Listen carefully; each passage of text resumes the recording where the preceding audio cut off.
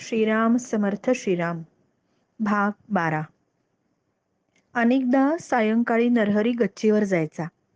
पश्चिमेकडील रंगसोहळा पाहून तो मंत्रमुग्ध झाल्यासारखा एका जागी खेळून राहायचा. हे सौंदर्य निर्माण करणारा ईश्वर किती थोर आहे, किती शक्ती संपन्न आहे, असे विचार त्याच्या मनात यायचे आणि मन ईश्वर भक्तीनं भरून जायचं. पाऊस पडायला लागला की तो हळूच गच्चीवर जायचा, पावसात भिजायचा, उभा राहायचा. त्याला वाटायचं अंग पावसात भिजतंय तर मन आनंदात भिजतंय. आजीला या निसर्ग वेड्या नातवाचं पावसाचं प्रेम माहीत होतंच. तो गच्चीवर भिजत उभा आहे हे तिला अंतर्ज्ञानानंच कळायचं. आजी धडपडत जिना चढून गच्चीवर जायची. "अरे नरहरी, किती भिजलास रे, आजारी पडशील ना," असं म्हणून प्रेमानं दटावून नरहरीला ओढून खाली घेऊन जायची. ओले कपडे बदलायला लावायची, खसाखसा अंग पुसून काढायची. तिची प्रेमाची दटावणी ऐकणंही नरहरीला आवडायचं. मनात खूप सुख दाटून यायचं. नरहरीला तोही आनंद हवा हवासा वाटायचा. एकदा नरहरी नदीच्या काठावर फिरायला गेला. प्रचंड वादळ सुरू झालं. पावसाच्या धारा, सोसाट्याचा वारा यामुळे झाडांच्या फांद्या हेलपाटू लागल्या. वादळी वाऱ्याचा घो घो असा भीषण आवाज आसमंतामध्ये सर्वत्र भरून राहिला. दूर क्षितिजापर्यंत विस्तीर्ण मैदानावर सर्वत्र पावसाचं रौद्र तांडव सुरू झालं. निसर्गाच्या या रौद्र भीषण सौंदर्यानं नरहरी थरारून गेला. विस्मयचकित झाला. मोठ्या आनंदात तसाच डोळे मिटून ते दृश्य मनात साठवत राहिला. निसर्गाचं ते रौद्र स्वरूप म्हणजे ईश्वराचं विराट रूप, असं नरहरीला वाटलं. देहभान हरपून तो तसाच भिजत उभा राहिला. त्या रौद्र सुंदर निसर्ग रूपाचा अनुभव घेत राहिला. नरहरीला गोड गळ्याची दैवी देणगी होती. सूर, लय आणि ताल यांचं ज्ञान उपजतच होतं. त्यामुळे तो गाऊ लागला की सारे मुग्ध होऊन ऐकत राहायचे. गावात कराडकर बुवा नावाचे नारदीय पठडीचे कीर्तनकार होते. नारदीय पठडीच्या कीर्तनामध्ये ज्ञाना इतकंच गाण्यालाही महत्त्व देतात. बुवांचा ज्ञानाचा व्यासंगही मोठा आणि गाणंही तयारीचं. जनार्दन पंतांनी नरहरीला त्यांच्याकडे पाठवलं. नरहरी त्यांच्याकडे कीर्तन शिकला आणि त्यांच्या साथीदारांकडे पखवाजही शिकला. पखवाज वाजवण्यात तो चांगलाच प्रवीण झाला. आधी बोल सांगून ते पखवाजावर वाजवून दाखवायला लागला. धुमाळी, दादरा, ध्रुपद, धमार सगळं त्यांनी शिकून घेतलं.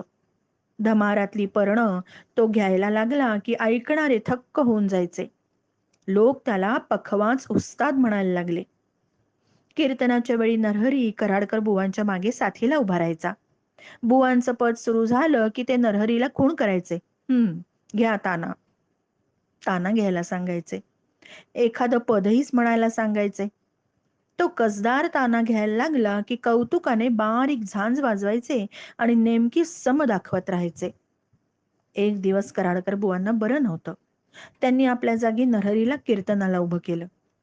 आजी घरातल्या सगळ्यांना घेऊन मोठ्या कौतुकानं नरहरीच्या कीर्तनाला आली. आज कराडकर बुवांचं कीर्तन नाही म्हणून आधी श्रोते नाराज झाले होते. पण नरहरीचं कीर्तन रंगायला लागलं तशी श्रोत्यांची नाराजी पळाली. नरहरीनं पद चांगलं म्हटलं की श्रोते टाळ्या वाजवून दाद द्यायला लागले. नरहरीनं चांगला दृष्टांत दिला की जाणकार श्रोते माना डोलवायचे. आजीचा ऊर भरून यायचा. कीर्तन संपल्यावर श्रोत्यांनी नरहरीच्या पाया पडण्यासाठी एकच गर्दी केली. आजीला खूप धन्यता वाटली. जनार्दन पंतांनाही खूप आनंद झाला, पण बोलले मात्र काही नाही. भावावरची माया, कौतुक जनार्दन पंतांनी पोटातच ठेवलं. या भावना उघड करण्याचा त्यांचा स्वभाव नव्हता. आजीनं मात्र घरी गेल्यावर नरहरीची मोठ्या प्रेमानं दृष्ट काढली. गहीवरून म्हणाली, "हे बघायला आज माझी बहिणा हवी होती रे. तिला किती म्हणून आनंद झाला असता." स्वानंद स्वामी आले असताना जनार्दन पंतांनी नरहरीनं रचलेले श्लोक म्हणून दाखवले. ते पाहून स्वामींना खूपच संतोष झाला. जनार्दन पंत म्हणाले, "पाठशाळेत नरहरी न्याय, वेदांत, मीमांसा यांचं अध्ययन करतोय. त्यात त्याला चांगली गती आहे. आपण त्याला मार्गदर्शन करावं." तेवढ्यात नरहरी समोर आला. त्यानं स्वानंद स्वामींना नमस्कार केला. स्वामी म्हणाले, न्याय, वेदांत, मीमांसा यांचं अध्ययन करतोस ते चांगलंच आहे. पण वाद विवाद आणि तर्क यांनी काही होत नाही बरं. ईश्वराकडे मन लावलं पाहिजे. ईश्वराची प्रार्थना करायची. हे प्रभू, मला तुमच्याकडेच यायचंय. वाटेतील विघ्न अडचणी दूर करा. एकदा ईश्वर सुखाचा अनुभव आला की कळतं बाकीची सगळी सुख आळणी आहेत. संसारात आहेच काय?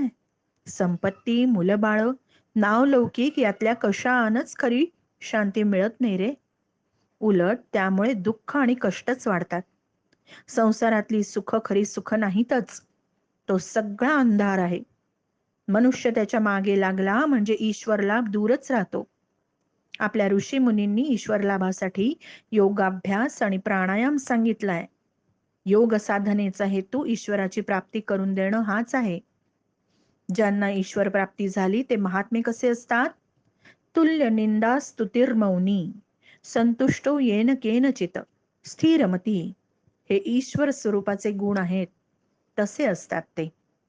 स्तुती झाली हर्ष नाही, निंदा झाली खेद नाही, खरं नाही खोटं नाही, बोलणंच नाही, मौन धारण केलंय. सुख मिळालं न मिळालं तरी काही फरक नाही. संतुष्ट आहेत, तृप्त आहेत, निरहंकार आहेत. मी पण असं काही नाहीच. मोक्ष देण्याचं सामर्थ्य आहे, तरीही स्वतःला सर्वांपेक्षा लहान समजतायत. मोठी कार्य हातून घडली तरी विसरून गेलेत.